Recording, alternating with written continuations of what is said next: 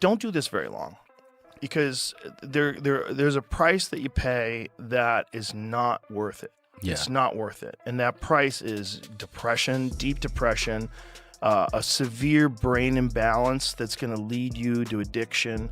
It leads so many people to impulsive behavior. Of anything of that sort. That's a federal crime. And trust me, people would love to see Jake Paul end up in jail.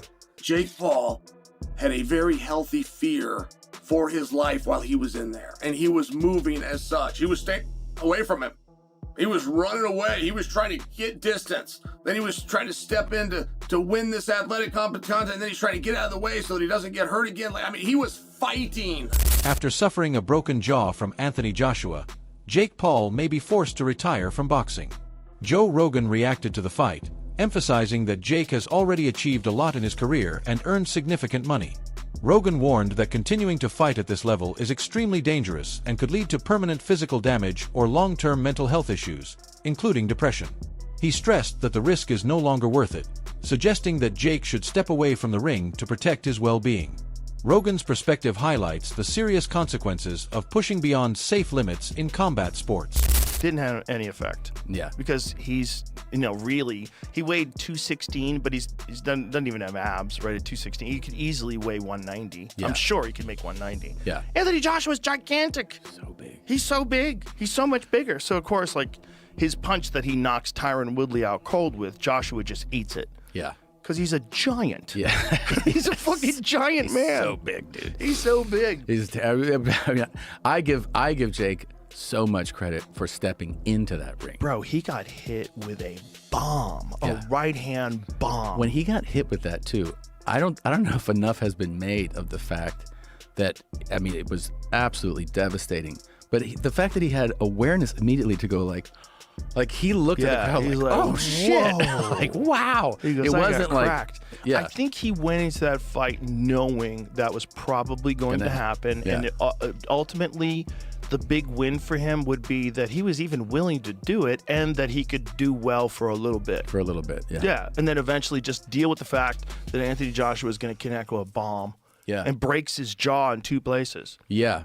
And He's fucked. His jaw's wired shut now. He lost teeth. See, he made it to the 6th round. Yeah. Pretty wild. Do they put your teeth back in when they pop out like that, or are they gone forever? I don't know.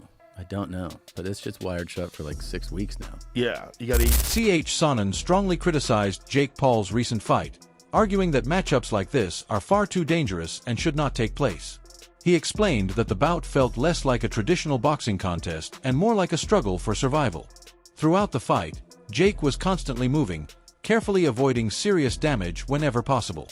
There were moments when he had to step forward and engage, but he quickly retreated to protect himself. At times, he even had to drop to his knees or employ grappling positions just to remain safe and prevent serious injury. Sonnen emphasized that Jake's performance was essentially a test of endurance and resilience, comparing his efforts to an animal trapped in a cage doing everything possible to survive. These guys fought. That was not a boxing match. It just wasn't. Jake Paul had a very healthy fear for his life while he was in there. And he was moving as such. He was staying away from him.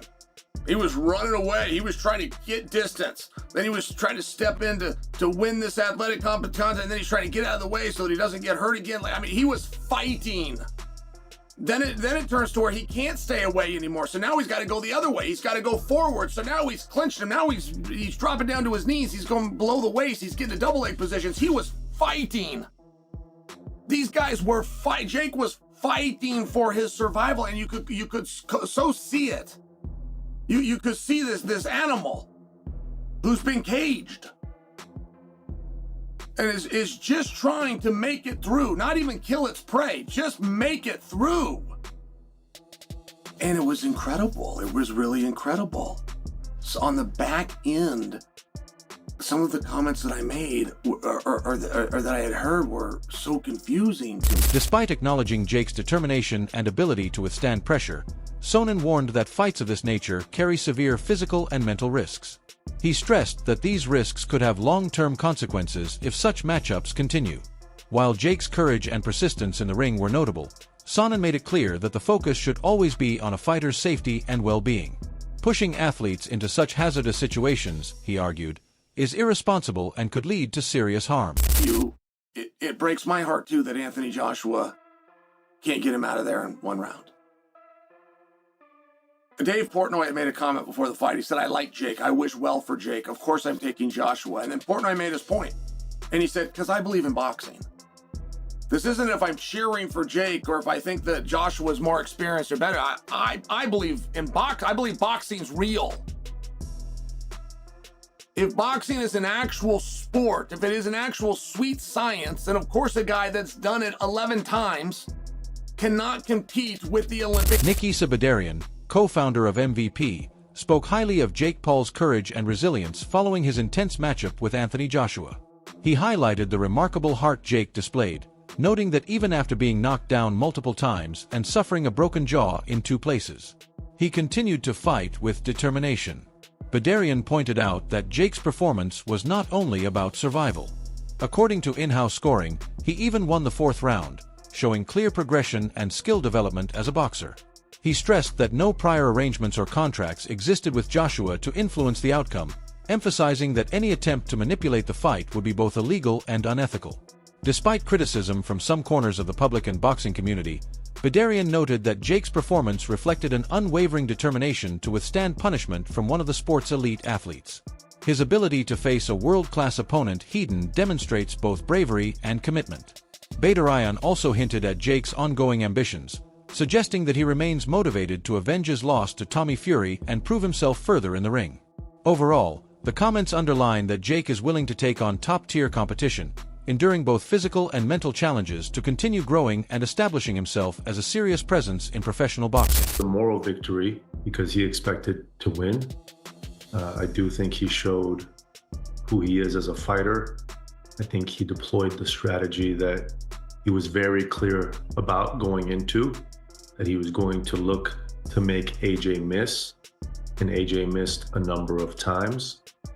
And ultimately, I think the weight of AJ caught up to Jake Paul. If you look at the first 3 rounds, AJ wasn't really able to touch him. But when AJ was in a clinch with him a couple of times, pushed down on the back of his neck, pushed down on the back of his head, got him to the ground. There was a few times where Jake looked like he was going for a takedown.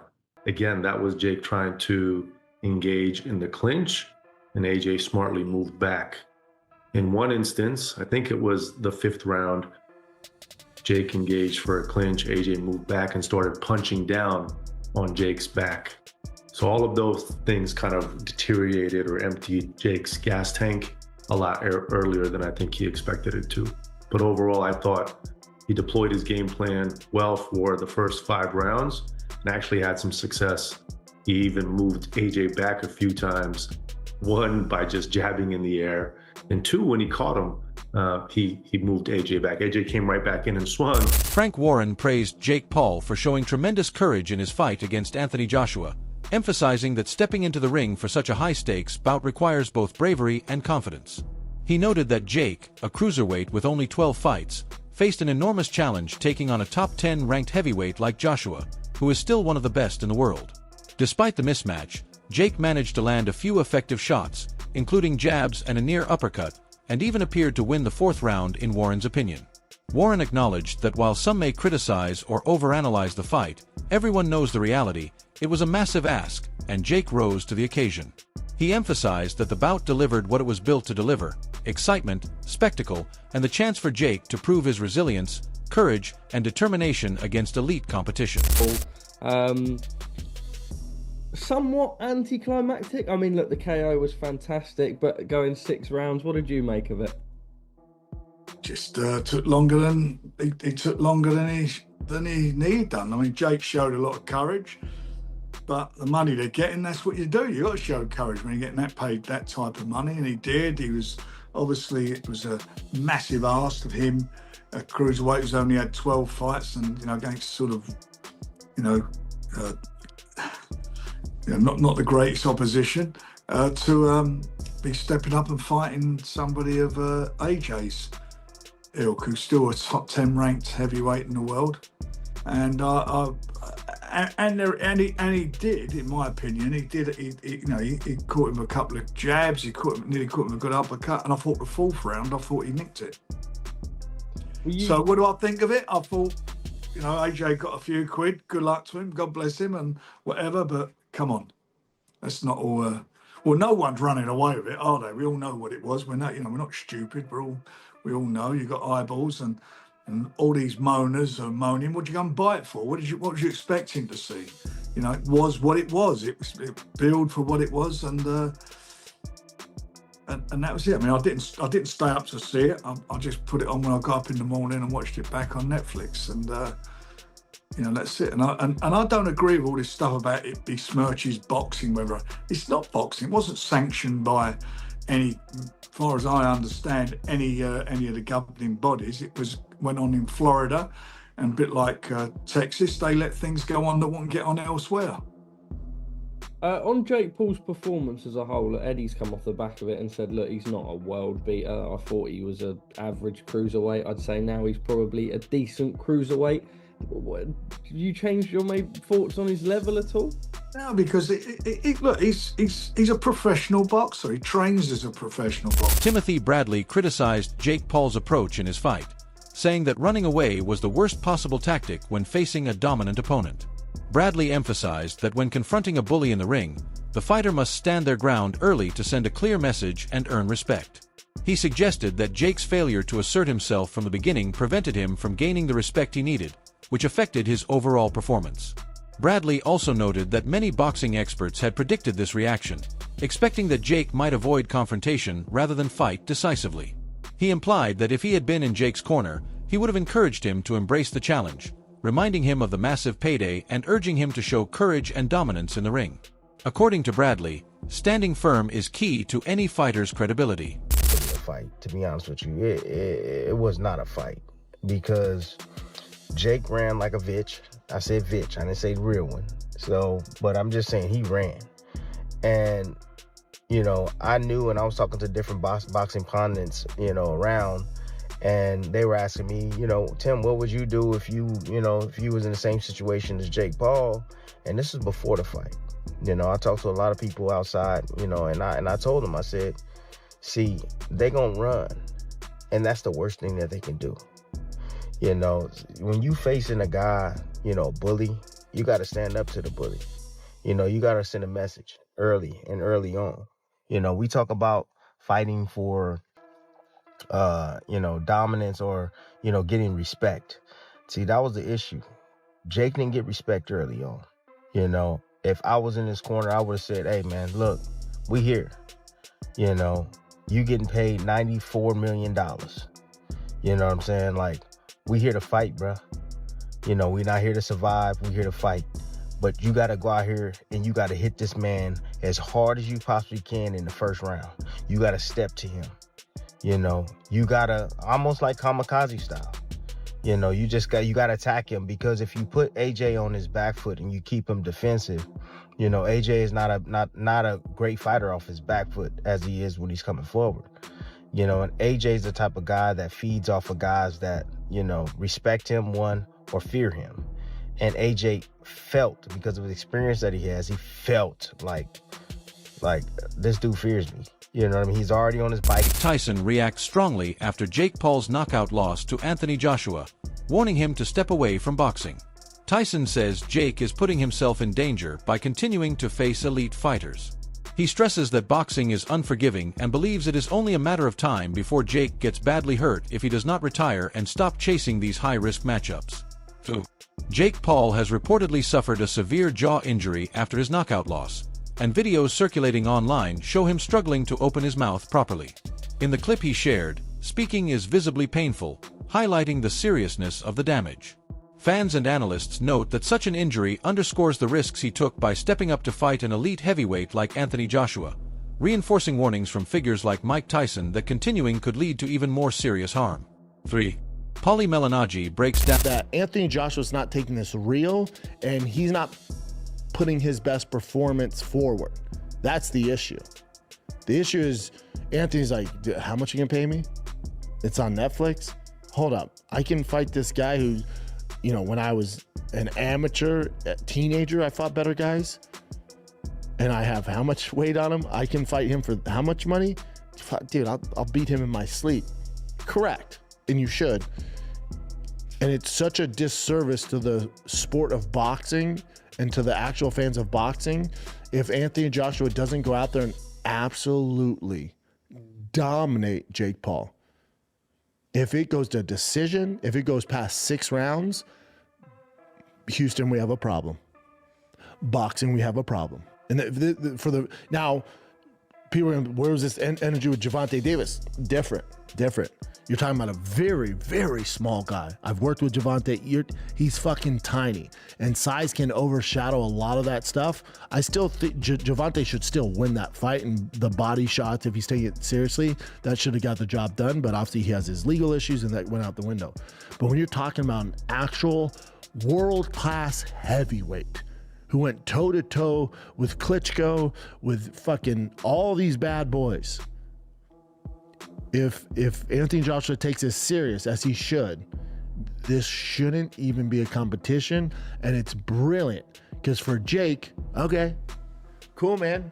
Got knocked out by one of the best to ever do it, or got finished by one of the best to do it. At least I got in there. And I'm not even a heavyweight. I'm a cruiserweight at best. Either I'm too light in the ass for that. I should be fighting down. He should. Situation after his serious jaw injury, emphasizing the long recovery required. A broken jaw on both sides is far more severe than everyday use. It must heal fully to withstand impacts, sparring, and actual boxing.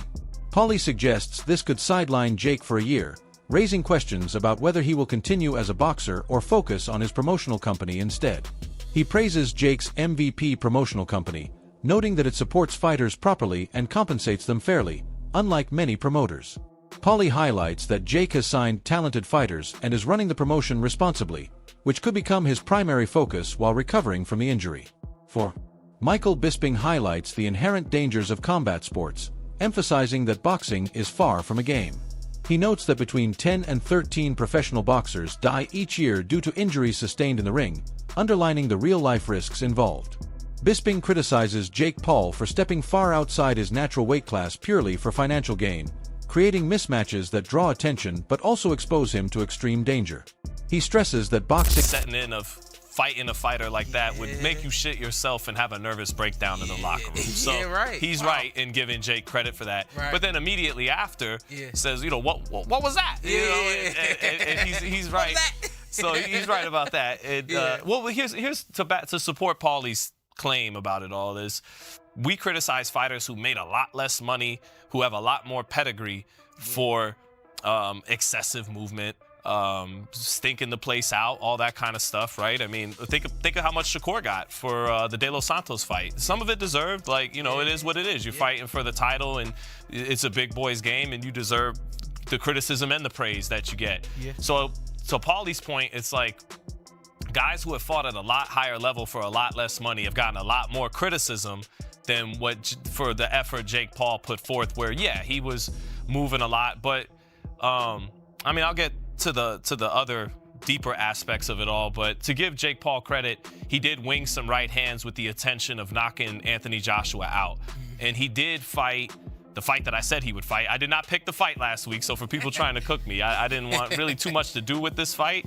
But he did, move excessively, you could say, but that was his only path to victory, was to just move against the bigger man and then wing the occasional shot and hope Joshua, who's been knocked out a few times, can't take that shot.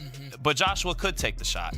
And to give each guy their due, Paulie summed it up perfectly. If you want to really hear Jake Paul get some credit, listen to my guy Max Kellerman, who talked about his big imagination and pulling things, not letting other people's limitations and ideas of you stop you and your dreams and all that. But to give Joshua his due, along with doing the professionally with proper training, preparation, and respect for the sport, warning that ignoring